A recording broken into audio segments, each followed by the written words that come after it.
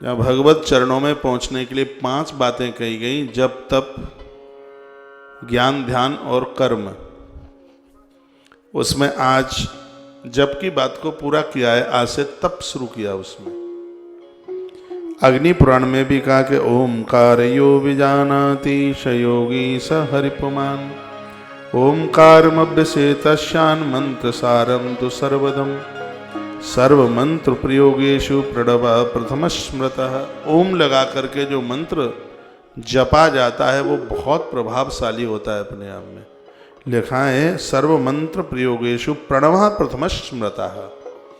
यदि मंत्र में पहले प्रणव लगाया जाता है तो उस मंत्र की महिमा अपार और पापों को जलाने की ताकत भी उसमें अद्भुत समाहित होती है। लेकिन ओम को तब ही लगाकर उच्चारण किया जा सकता है जब कोई गुरुमुख हुई है, किसी के जीवन में गुरुजन। फिर भले ही कोई भी मंत्र हो, आपने किसी महापुरुष से जुड़कर उनसे आपने दीक्षा ली है, तो हर मंत्र पर आपको ओम लगाने का अधिकार है। इस मंत्र की बड़ी विधा का वर्णन किया है। गुरुमुख से एक बार मंत्र सुनकर वो महापुरुष महात्मा लोग जो एक नियम पालन की बात बताते हैं, उस हिसाब से फिर इस मंत्र को जपा जाए तो भैया इसकी बहुत बड़ी महिमा है अपने आप में। ओम लगा करके जो मंत्र जपा जाता है, इस ग्रंथ में गायत्री मंत्र की बड़ी महिमा का वर्णन किया। और मैं आपको आग्रह पूर्वक निवेदन कर रहा हूं, अपने बच्चों को आप गायत्री मंत्र याद कराएं। स्नान के तत्पश्चात भले ही थोड़ी देर के लिए बैठें, पूजा में बैठें, गायत्री मंत्र का जप करें। जो मनुष्य 3 वर्ष तक गायत्री का जप कर लेता है, गुरुजनों की सानिध्यता में उनके मुख से इस मंत्र को सुन करके, तो भैया वह व्यक्ति संसार के संपूर्ण अपराधों को जीत लेता है। 3 वर्ष की गायत्री उसके संपूर्ण पापों को जला करके राख कर देती है। आप कुछ लिख सकें तो लिख लीजिए। इसमें गायत्री की महिमा का वर्णन किया गया है। सब्रह्म परमभ्येतु भायु भूत खमूर्तिमान। गायत्री की इतनी बड़ी महिमा, इतनी अद्भुत, सावित्रास्तु परम नास्ति मौना सत्यम विशेषते। मंत्र बहुत हैं, लेकिन जो गायत्री का जो दिव्य मंत्र है, पापों को जलाने के लिए, भस्म करने के लिए, इस मंत्र का प्रभाव जो है वो अपने आप में बड़ा अद्भुत है, जिसका वर्णन किया गया। आप ओम भूर्भुवः स्वः तत्सवितुर्वरेण्यम, जो इस मंत्र को जो आप जपते हैं, इस मंत्र का सही में अर्थ इस ग्रंथ के अंतर्गत जो वर्णित किया गया है वो बड़ा अद्भुत है। आयु प्राण प्रजा पशु कीर्ति धन एवं ब्रह्म वर्चस्व।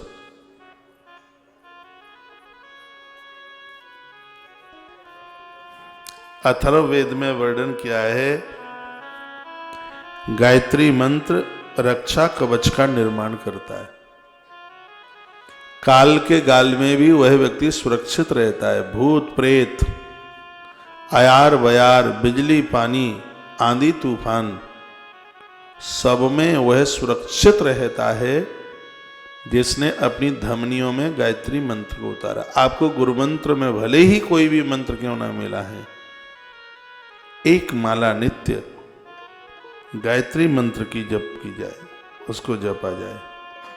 गायत्री पंचमुखी है। प्रकृति के 5 तत्व इसमें जुड़े हैं, आकाश अग्नि जल वायु और धरती। सुबह सूर्योदय में मंत्र ज्यादा प्रभावी होता है।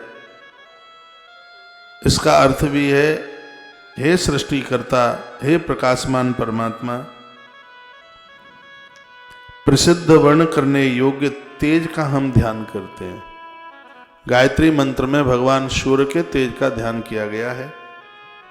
हे परमात्मा, हमारी बुद्धि को सत्य की ओर प्रेरित करें। जो हम ये बोलते हैं तत्सवितुर्वरेण्यम, इसका जो अर्थ है वो बड़ा अद्भुत है। इस मंत्र में भगवान को प्रार्थना की जाती है, प्रभु कृपा कीजिए, हमारी बुद्धि को आप सत्य की तरफ प्रेरित करें। 24 अक्षर का यह अर्थ मधुर वायु चले। इसका अर्थ क्या है? हाथ जोड़ के कहा जाता है प्रभु मधुर वायु चले, नदी और समुद्र ये सब रसमय हो जाएं, औषधियाँ हमारे लिए मंगलमय हो जाएं, हमारे स्वास्थ्य के लिए लाभदायक हों, भूलोक हमें सुख प्रदान करे। इस मंत्र का अर्थ है ये धरती पर, धरती की जितनी ये चीज़ें हैं ये हमें सुख प्रदानित करें, दिन रात्रि हमारे लिए सुखमय हो जाए। हम दिन में भी अपराध न करें तो हम रात्रि को भी किसी भी प्रकार का कोई अपराध न करें। वनस्पति हमारे लिए रसमयी हो जाए, रश्मियाँ हमारे लिए कल्याणकारी हो जाए, सब हमारे लिए सुखप्रद हो जाए और हम सबके साथ अपनत्व का व्यवहार रखें। हमारी जिह्वा मधुर वचन बोले। हे वेद माता माँ, आपके चरणों में हम प्रार्थना करते हैं, आप हमें मधुर बना दीजिए। इस श्लोक में, इस मंत्र में ऐसा आह्वान किया जाता है वेद माता माँ गायत्री से। अभी बात पूरी नहीं हो गई है और सुन लीजिएगा। अच्छा लग रहा है? कुछ लगना तो चाहिए। हाँ, वो कथा तो अभी यहाँ पुराणों की कथा चल रही है, तो वो तो है नहीं जिसमें कमर मटके और खूब आप नाच गा लें, वो तो नहीं है। हाँ, लेकिन फिर भी शिक्षाप्रद कथाएं ये। गायत्री जप के फायदे बहुत हैं। क्या क्या है? उत्साह मन में होता है, त्वचा में चमक आती है। मन में तो उत्साह होता है इस जप के द्वारा और त्वचा में चमक आती है। भजनानंदी का चेहरा मोड़ा अपने आप पता लग जाता है, भोगी का अपने आप पता लग जाता है। अपने बच्चों को आप गायत्री मंत्र उनको याद करा दें, उनको कंठस्थ करा दें। विद्या प्राप्ति के लिए ये बड़ा अद्भुत मंत्र है।